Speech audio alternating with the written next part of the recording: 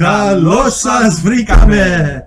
Hey, thank you everyone for joining us today. I'm so happy to have George Sambravalakis straight from Thessaloniki, Greece, but originally from Crete, originally from Heraklion. Thank you for joining us. Thank you for having me here. So, George is visiting from Greece right now, and he's helping us do one of our episodes. Normally he does this remotely, but today he's here. And so we couldn't be at last. It's been a while. So we're happy to have him. We're happy that you're joining us as well. And George, how was it getting here? Well, it was exciting because it has been 18 months, I guess. Yeah. Almost 2 years, sure. And we were expecting from some restrictions to be lifted. And the first thing that I did when the restrictions went out, I said, okay, time to visit the US. And I'm here. And we're so happy you are. We're so happy you made it here. And we're so happy you guys made it here too. So from Greece to Australia to California to New York to Chicago. Wow, our audience has really grown. And it's with help of George, who's been instrumental.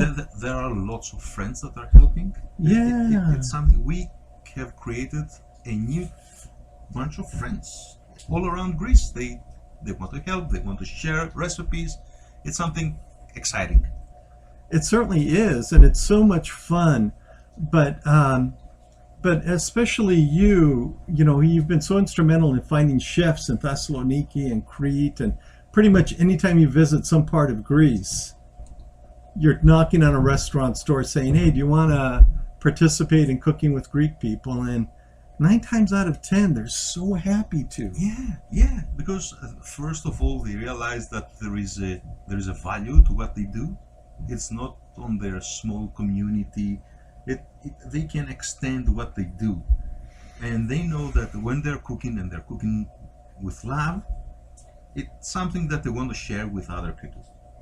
You know, it's fun. We had there was a restaurant you recommended in Crete, and someone that was visiting Crete from the United States, you know, reached out to us, said, hey, I saw your episode on one of the restaurants, and can you recommend it? I can't remember it. And so, what was the name of the restaurant? Do you remember? It was Olive and Mint. Olive and Mint. And tell you, they came back raving, saying it was the best food they've ever had, bar none, anywhere. So they were just so happy with that.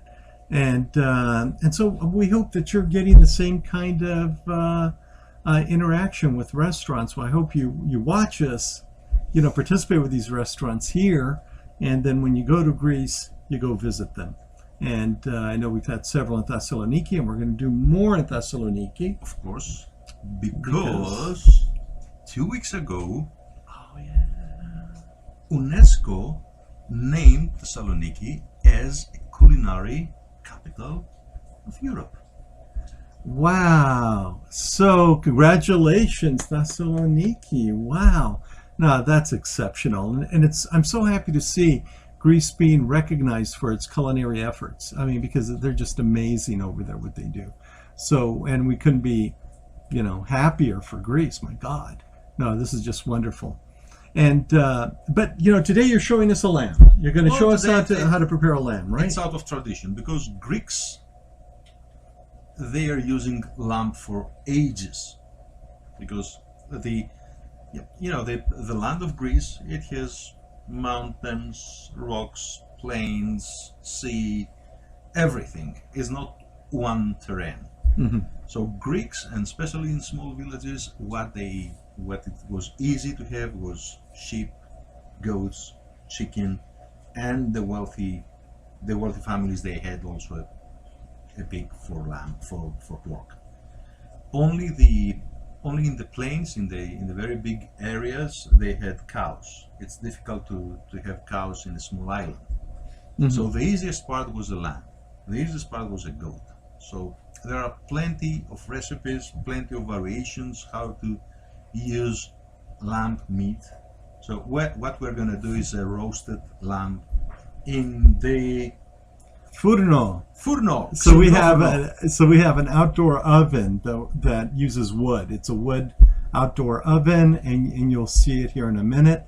But why don't you walk us through the recipe? Because maybe we can do is, we'll see, maybe what we can do is put in the screen as a little something here. So why don't you walk us through the ingredients we need? So the ingredients are very simple, because the traditional recipes are based on simplicity because of the lack of ingredients. So we need potatoes, olive oil, lemons. We're using rosemary because you have rosemary, and garlic. And so we have a lemon tree, so it's fresh, it's organic, and it's outside that way, and you'll see it down there. And we also have rosemary bush, which if you're living in the city, rosemary is kind of tough to grow because you're growing it in pots. But here it grows in California, Southern California, in Orange County. It just grows like nobody's business. So it's amazing. I envy you for that. Yeah. Well, I envy you for living in Greece. So what do you do? So you have these ingredients. You have the potatoes. I noticed you're using potatoes. Yeah. And you left the skin on the potatoes. Yeah, it's a trend of the last 10 years. We some people that want to move forward the taste, they leave the skin on because it has different taste. It caramelizes and it's good. Well, you need to clean it. Right. But it's better to have the skin on the potato. Well, okay, so we have the skin of the potato. We also have... we have a nice piece of lamb. It's leg. It's without bones. Okay, so it's been deboned, right? And also we're going to need salt and pepper. Mm-hmm. We add salt and pepper. We're hiding. Hiding. Yeah. Say the word in Greek. I think it's a fun word. Krivo. Krivo. Me skordo. This is something that our grandmothers, that they were coming from Constantinopolis, especially in the politiki cuisine, the cuisine from the polis, from Constantinopolis, right? They were using the word krivo. So we're hiding the garlic. We're hiding the garlic, and in our case, we were hiding also rosemary, because since we have such a quality of rosemary, why don't we use it? And you prepare it very easy.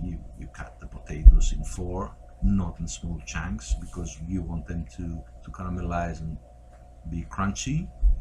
And also you add fresh lemon, so the potatoes will gonna absorb that, and they are gonna absorb the fat from the lamb that is gonna drain to the potatoes and will give a beautiful taste. Wow. Okay. That's it. Very simple. And then we you build a furno. That's right. We build the fire in the outdoor oven, but we also take some parchment paper and we wrap it around with a parchment paper and then foil over all of it. Yes. To kind of keep everything in. To keep the humidity inside of all the juices. That depends on the furno that you have. If you have a furno that you can close it very tight and nothing leaves, it's like if it's sealed tight. Yeah. So if you're using your oven, most people are going to use their oven, so they're not going to use a furno. But if you're going to use your oven, you can put it there without a top on. What we did is we topped it because it's cold outside and it's raining outside, which is kind of unusual here, but in Southern California, but it is.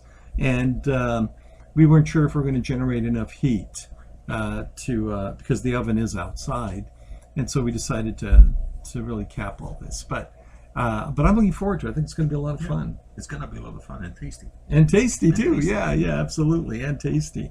And so, if you have the furno, it's pretty easy because you mix up the ingredients, set it up, close it, put it in the furno. And then you're done. Wait 2 hours, 3 hours, depending on the furno and the quantity that you have. That's it. Okay, that's great. And okay, so we can't wait. So let's go to the kitchen. Kitchen. That way, kitchen, and then later on to the furno. But for you guys, I think you're just going to see it here. So we'll see. We'll see what happens. All right.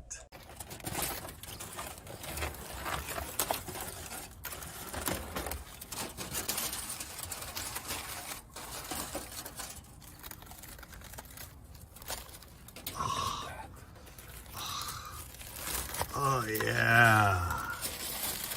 Go. All right. So here we are. We're back. And look what we have for you. So we have two miracles. The one is that it's 2 hours later. It's 2 hours later. And Yes. second miracle, it's better than what I expected, to be honest. And it is for me too. We taste a little bit of it, but now what we're going to do is, George, do you want to cut up a little bit and Yep. we'll taste for the audience here? So you will see that it's juicy. And you can cut it in. Wow. It just falls apart. Yeah. There you go. Thank you, George. Because first of all, it was a part of meat that lambs here are bigger than Greece. Oh, yeah, that's true. So that's the one part. The second is that it was the oven that we haven't used before, so That's true we too. don't know how the oven behaves. Oh, this part was a little crunchy. First of all, we have crunchy potatoes. Mmm. Mm. So we had it Mm-hmm. for 2.5 hours in a wood burning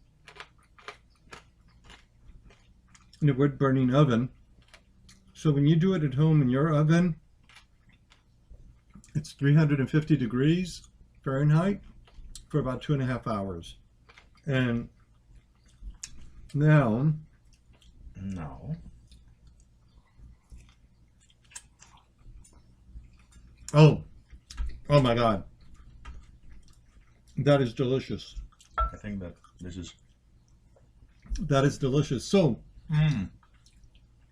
back home, try this. You're going to love it.